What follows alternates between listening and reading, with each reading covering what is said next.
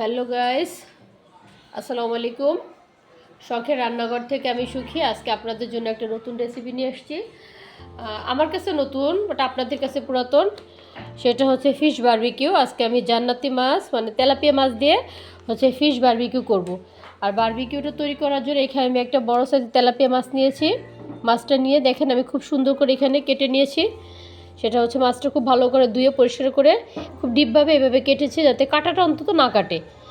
খুব সাবধান সহিত আমি প্রত্যেকটা মাছ কেটেছি, কিন্তু পেটের দিক থেকে আমি কাটিনি, এভাবে এখান থেকে কেটে নিয়েছি।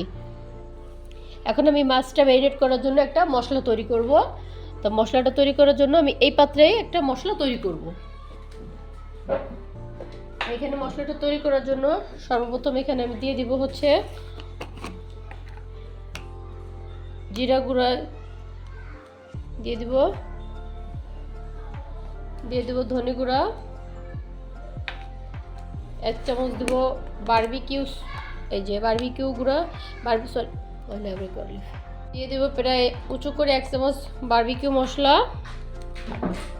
সাথে দিয়ে দিব আমি এখানে সয়া সস,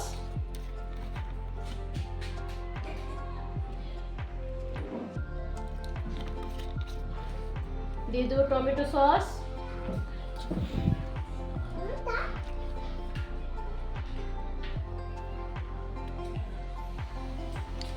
দিয়ে দেবো বারবিকিউ সস,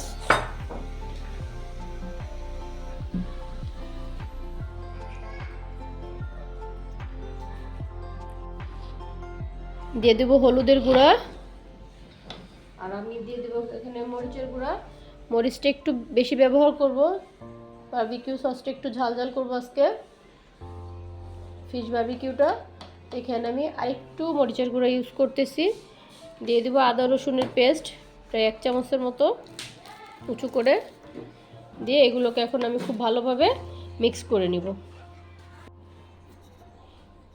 দিয়ে দেবো স্বাদ মতো লবণ, আর দিয়ে দিব লেবুর রস। আমি এখানে প্রায় অর্ধেকের একটু কম লেবুর রস ইউজ করতেছি, মানে প্রায় 3 চা চামচের মতো হবে। দিয়ে এটা আমি খুব ভালোভাবে মিক্স করে নিয়েছি। এখন আমি মাছটা ম্যারিনেট করব। তো এই পর্যায়ে আমি মাছটাকে এখানে দিয়ে দিব।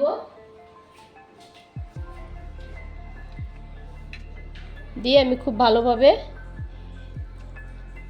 গাইস দেখেন আমি কিন্তু এখানে তেলটা এখনো ইউজ করিনি, আর তেলটা আমি এখন ইউজ করব না, তেলটা আমি সবার শেষে ব্যবহার করব।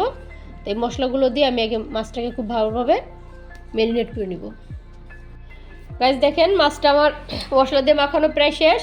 এখন আমি যেটা করব, এই পর্যায়ে মাছের এখানে আমি সুন্দরভাবে কিছু ধনেপাতা মাছের পেটের ভিতর সুন্দরভাবে আমি দিয়ে দিব।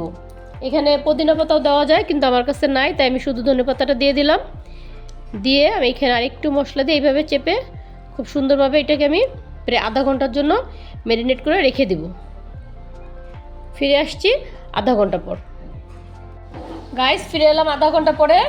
দেখেন এখন আমি আধা ঘন্টা পরে এখানে প্রায় 3 চামচের মতো সরিষার তেল অ্যাড করে দিব। দিয়ে এটাকে আমি আরেকটু ভালোভাবে তেল দিয়ে ম্যারিনেট করে নিব। খুব ভালোভাবে এটাকে মেখে নিব মাছের সাথে এই তেলটা। আমার মাছটা এখন পুরোপুরি রেডি বারবিকিউর জন্য। এখন এই পর্যায়ে আমি এরকম একটা স্ট্যান্ড নেব। আজকে বারবিকিউটা আমি চুলায় করব গ্যাসে।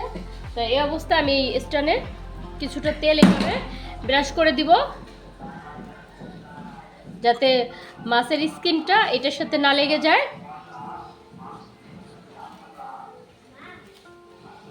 এভাবে খুব ভালোভাবে একটু মিক্স করে দিয়ে এখন আমি এটাকে চুলায় দিয়ে দিব। গাইস আমি এভাবে স্ট্যান্ডটা চুলায় বসিয়ে দিয়েছি, দিয়ে খুব একদম লো হিটে রেখেছি। এখন আমি মাছটাকে খুব সুন্দরভাবে এখানে বসিয়ে দিব। দিয়ে এটাকে আমি খুব সুন্দর করে ফ্রাই করে নিব, আর কিছুক্ষণ পর পর এটাকে উল্টে পাল্টে একটু তেল ব্রাশ করে দিব। গাইস দেখেন আমার মাছের বারবিকিউটা হয়ে গেছে। এখন এটাকে আমি চুলা থেকে নামিয়ে নিব। নামিয়ে আপনাদেরকে দেখাচ্ছি এটা কেমন হয়েছে। গাইস দেখেন আমার বারবিকিউটা হয়ে গেছে, আমি আপনাদেরকে একটু দেখাচ্ছি। এটা কতটা জুসি আর কতটা টেস্ট হয়েছে। আপনারা বাড়িতে তৈরি করে খাবেন। আর যদি আমার বারবিকিউ রেসিপিটা আপনাদের কাছে ভালো লেগে থাকে তাহলে অবশ্যই লাইক কমেন্ট শেয়ার করে আমার পাশে থাকবেন, আর আমার চ্যানেলটি সাবস্ক্রাইব করে আমাকে আরও বেশি বেশি উৎসাহ দেবেন যাতে আমি সামনে আরও নতুন নতুন রেসিপি তৈরি করতে পারি। আজকের মতো আল্লাহ হাফেজ।